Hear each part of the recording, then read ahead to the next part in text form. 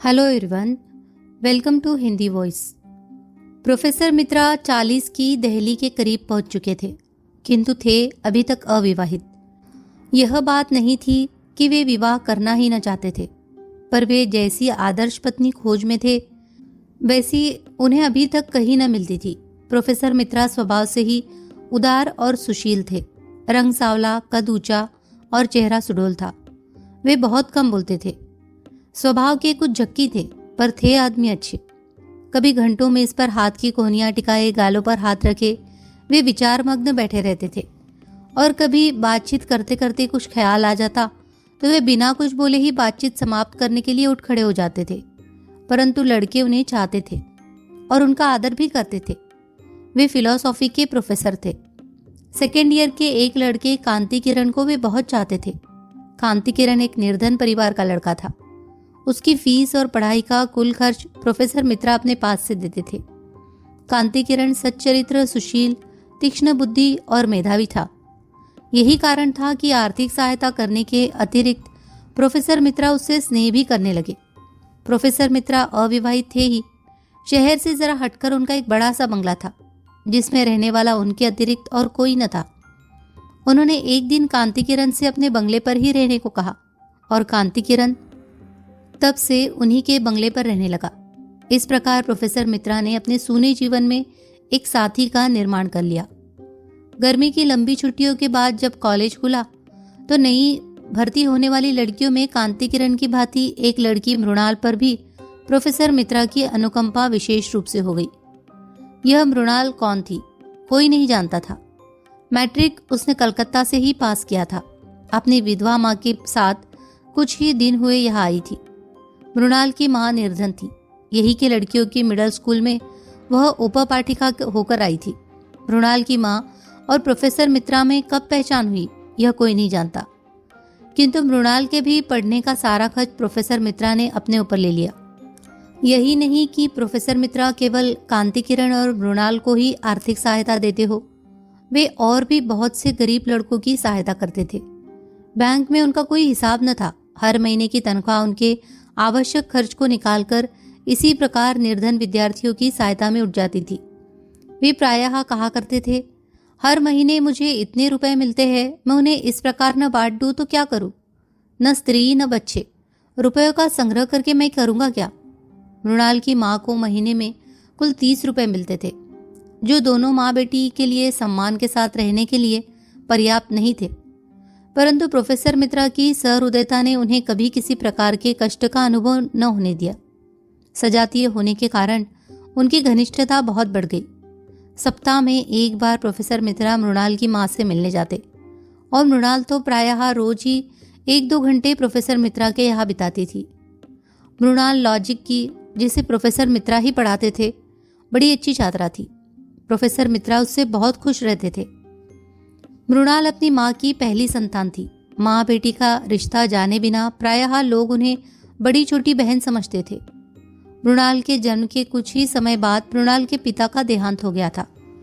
तब से इसी प्रकार नौकरी और ट्यूशन करके मृणाल की माँ उसे इतनी बड़ी कर पाई है। अब उसे सबसे बड़ी चिंता मृणाल के विवाह की थी।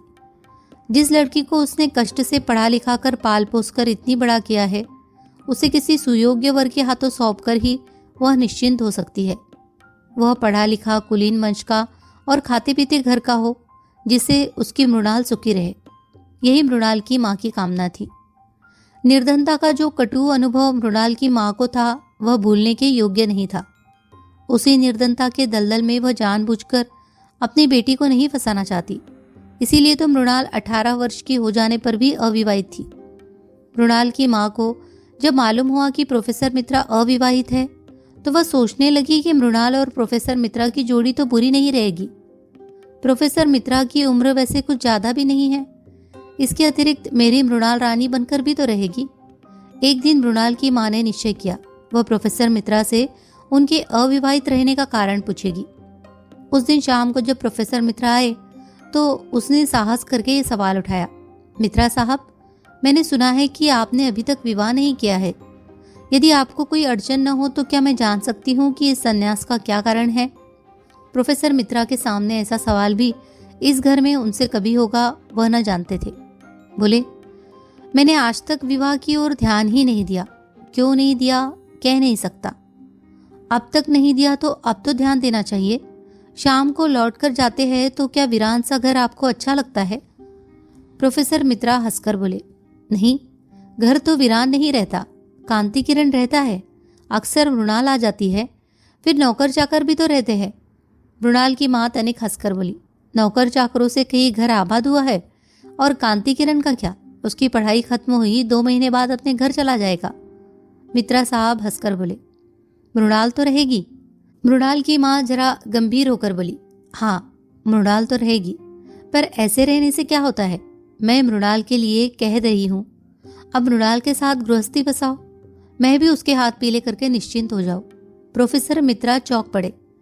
मृणाल के साथ गृहस्थी बसाओ? मृणाल तो बच्ची है। मैंने उसे सहायता दी है तो क्या उसका पुरस्कार मुझे लेना पड़ेगा? प्रकट में बोले, छोटा था तभी माताजी नहीं रही। 20 साल का भी न हो पाया था कि पिताजी भी संसार छोड़कर चले गए। कोई सुनने वाला था ही नहीं। न तो विवाह के विषय में कभी सोचा, न सोचने का समय मिला। आज 18 साल से यो ही एकाकी जीवन बिता रहा हूं। जीवन में किसी भी प्रकार का असंतोष नहीं है। अब इस उम्र में शादी करूं?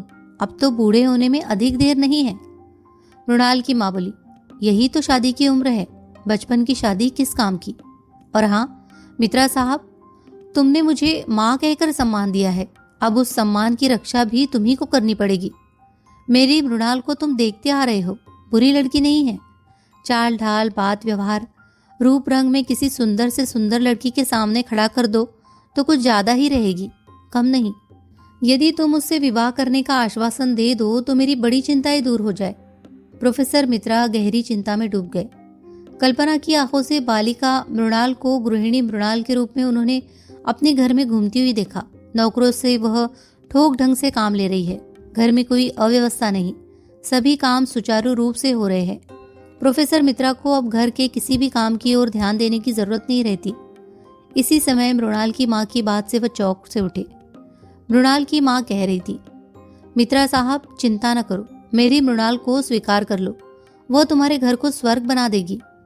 मित्रा साहब ने कहा, आप मुझे कुछ दिन सोचने का समय दीजिए, बहुत जल्दी मैं आपको जवाब दूंगा। और वे अपने बंगले की ओर चले। आधे से अधिक प्रोफेसर मित्रा इस विवाह के पक्ष में हो चुके थे। घर आए, देखा ड्राइंग रूम में मृणाल कांति किरण से कुछ बातें कर रही है। जाने क्यों उन्हें यह अच्छा न लगा। आज ये पहला ही अवसर न था कि उन्होंने कांति किरण और मृणाल को बातें करते देखा हो। बहुत बार देखा था, परंतु इस ओर उन्होंने कभी ध्यान ही न दिया था। आज उन्हें दोनों को बातें करते देखकर दुख सा हुआ। उनके चेहरे पर कुछ मलिनता आ गई। मृणाल उन्हें देखती हुई बोली, प्रोफेसर साहब, मैं बड़ी देर से आपकी प्रतीक्षा कर रही हूँ, मुझे आपसे कुछ पूछना है। और उस कुर्सी खिसका कर वह प्रोफेसर साहब के बहुत करीब बैठ गई।